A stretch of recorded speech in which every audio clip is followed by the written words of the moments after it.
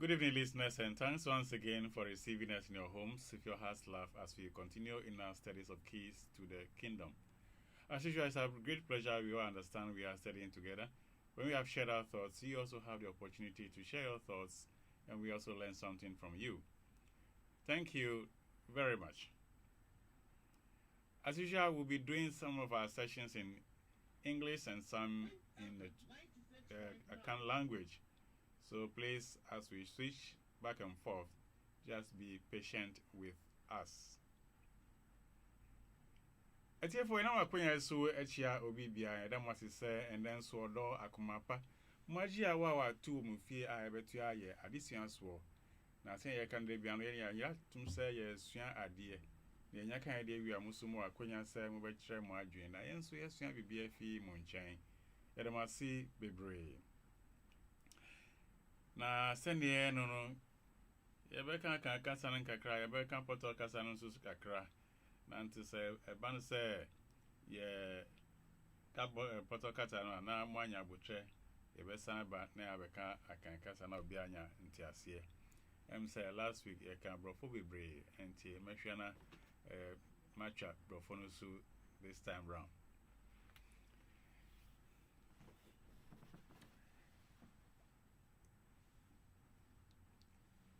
Listeners, we've been discussing the subject matter of libation and Christianity, and we would like to try to draw the curtain down on that subject today, hopefully. What we got from this session so far is that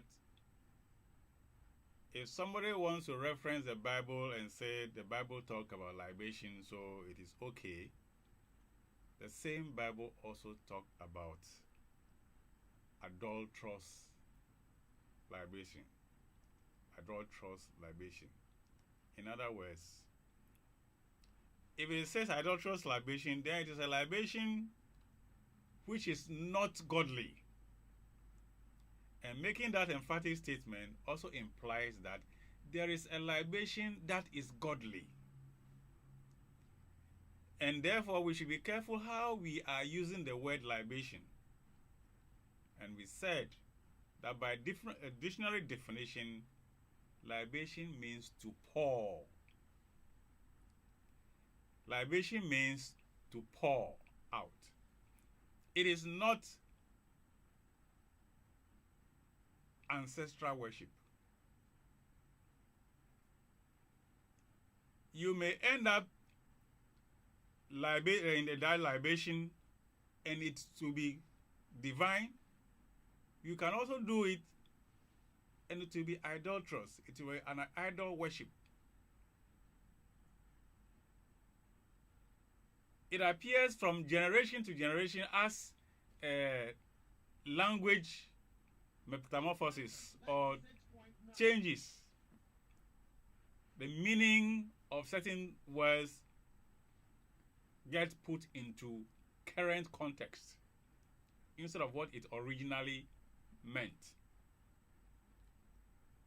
And listening to a clip which was brought to my attention which sparked this subject, the presenter clearly linked up libation with ancestral worship. Ancestral worship is ancestral worship. Libation is libation. You may use libation as part of your ancestral worship, but libation, by dictionary definition, is not equal to ancestral worship. Libation is to pour out.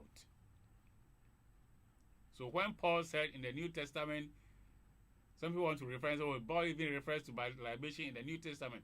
Paul simply said he is pouring out his life.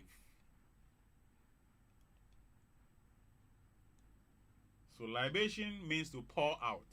Libation does not mean ancestral worship. But in today's terms, people want to simply associate libation to be equal to ancestral worship.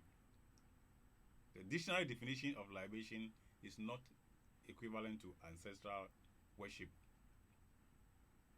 It's to pour out. That is a root word. Look at the root word. It is about to pour out. So whatever you are pouring out, we've said that in that process of pouring out, whether you are pouring out onto a stone somewhere, onto a clay somewhere, onto some, what do you call it? Some palm wine poured on some wood somewhere, or it is on the altar in your temple as a Christian chapel, where you focus your attention becomes the source of power. And then we indicated that Jesus said, follow me. He didn't say worship me. Jesus said, follow me. So if you go and put your mind on Jesus and you are worshiping him, that is an idolatry. You are making Jesus a demigod and not the supreme being. And that brought out some controversies or turbulence in some people's minds.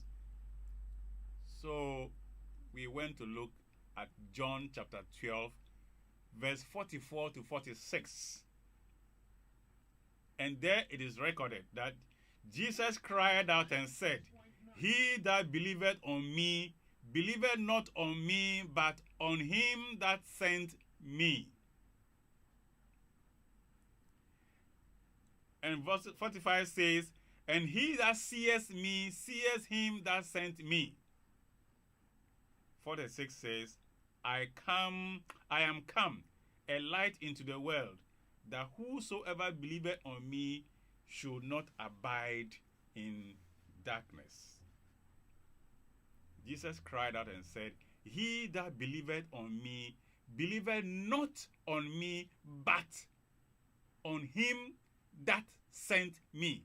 So when you are looking at Jesus, are you looking at him as Jesus, or you are looking at him as the one who sent him, which is the Father? And Jesus is saying, if you are seeing him, then know that you are seeing the one that sent him. So if you are looking at Jesus as the finality, then you are cutting off from what is within Jesus, or the power that brought Jesus forth unto us. John 12, 44 to 46. You may want to look at that for yourself. So Jesus says, if you are believing on him, then you are believing on the Father, the one who sent him. There is power behind Jesus, or there's power with which Jesus is operating. And Jesus has come as a visible figure to help us see. But as we are seeing that, he says, go beyond me. Go beyond what you are seeing physically to the spirit side. Because there is a spirit behind what I am doing, or what you are seeing of me. If you get stuck at looking at the body of Jesus, then you are creating an idol. You need to go beyond the body and see what is within or behind what he is demonstrating. That is in John 12, 44 to 46. Then we went to look at John 14. And in John 14, we went further to look at the Bible commentary. Simply, in John 14, the record there was what happened in the dying moments of Jesus' life or his ministry. The last minute show. That is what happened there before he was taken away. The interaction that he had with the disciples after Judas has been dispatched to go on his betrayal mission.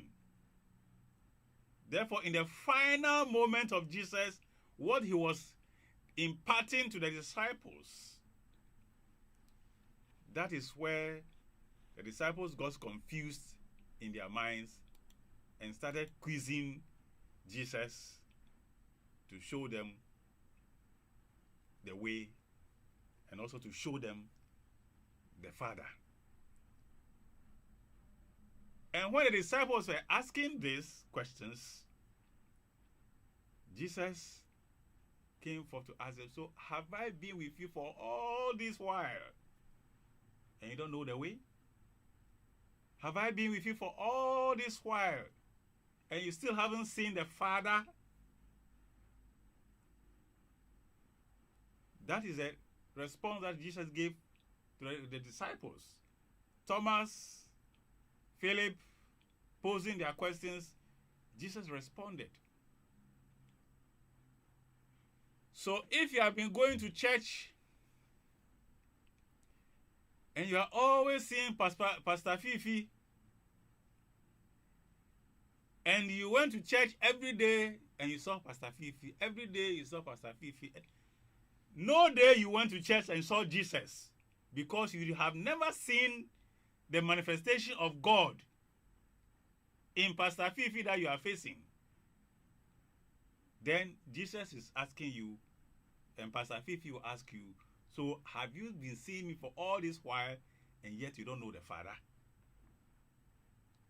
Because the Father is manifesting through you. Look, one day we went to church, and after closing the session, somebody walked to me and said, well done, congratulations. And I was just looking at him and said, what is it? He said, I'm standing in the pulpit.